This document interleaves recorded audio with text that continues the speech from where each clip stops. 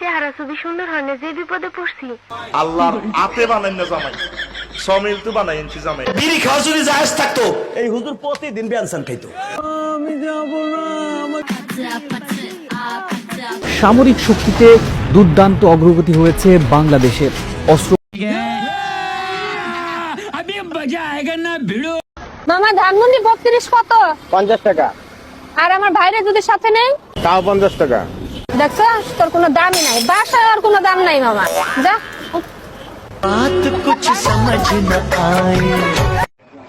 আল্লাহর আতে বানাই না জামাই, সমিল তো বানাই এনছি জামাই, হাত থেকে জামাই।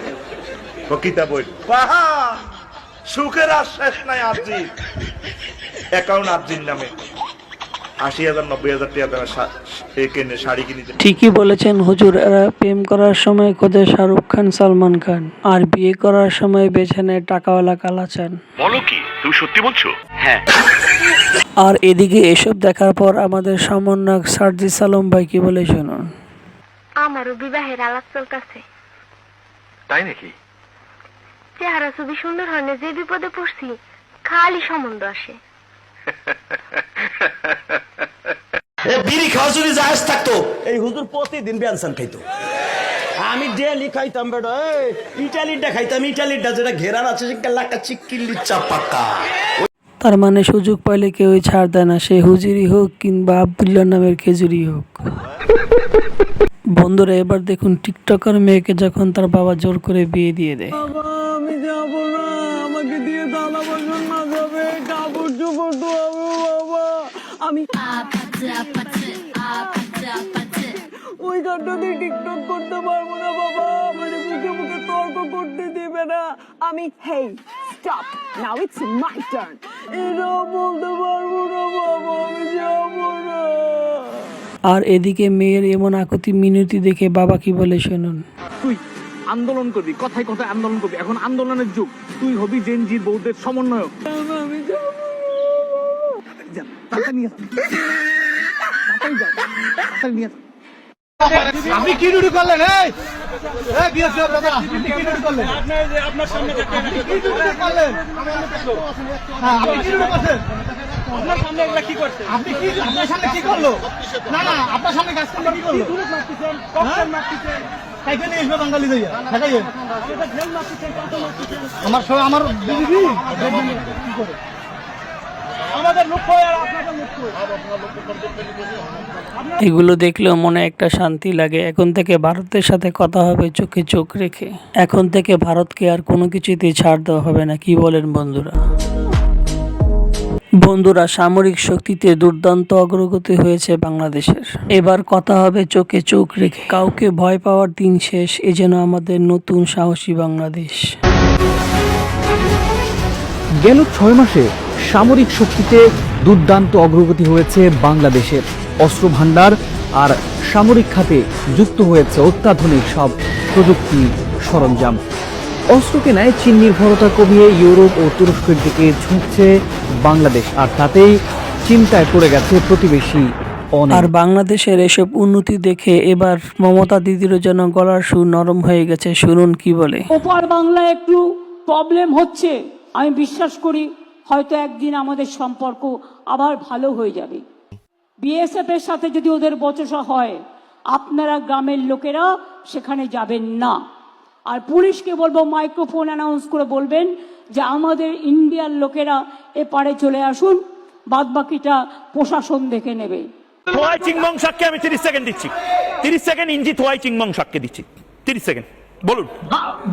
ভারতের সকল নাগরিককে আমি উদারত আহ্বান জানাবো, আপনারা চলে আসুন। আমরা অখণ্ড বাংলা তৈরি করার জন্য ম্যাপ তৈরি করেছি।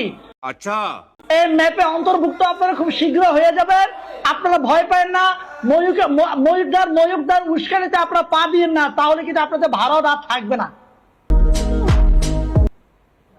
ইঞ্জি থোয়াই চিংমং শাক হয়েছে, তোমার কথা শেষ হয়েছে। তুমি নিশ্চয়ই আজকে গুড বয় হয়ে গ্যাসের ওষুধ খেয়ে এসছো, কিন্তু আমার ব্যক্তিগতভাবে মনে হচ্ছে তোমার ডাক্তার বোধহয় তোমাকে এখনো ঠিক ডোজ দেয়নি। নরেন্দ্রনাথ দা আসছে, কি বানাবে তুমি?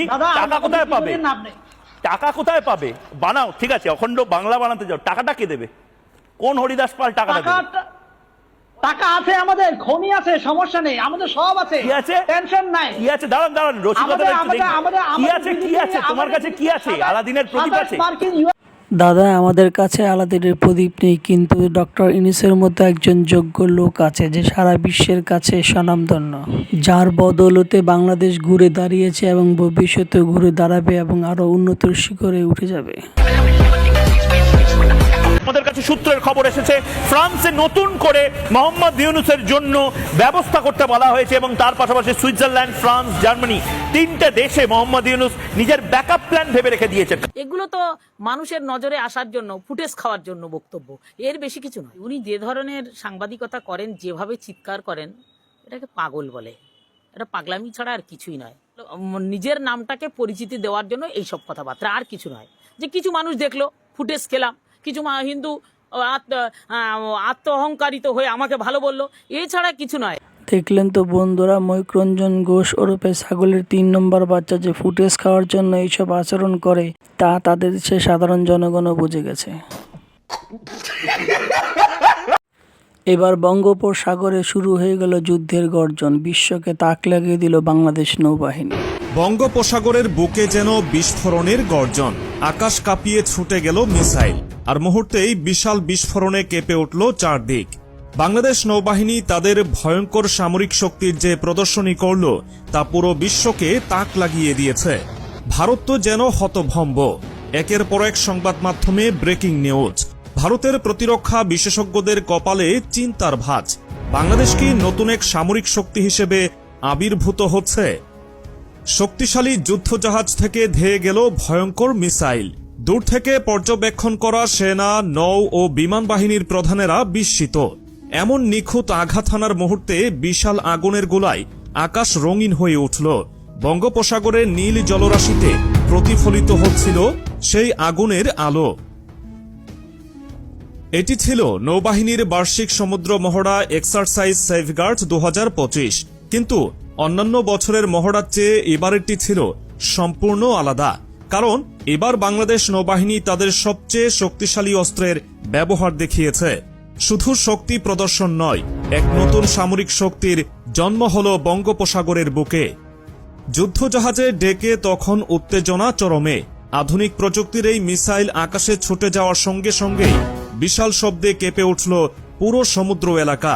এবার বাংলাদেশকে কে ঠেকাবে? আমরা বীরের জাতি, আমরা সামান্য ভাষার জন্য জীবন দিতে পারি, আর দেশের ভিতর যখন আঘাত আসবে তখন আমরা কি করতে পারবি ভারত সেরা টের পাবে।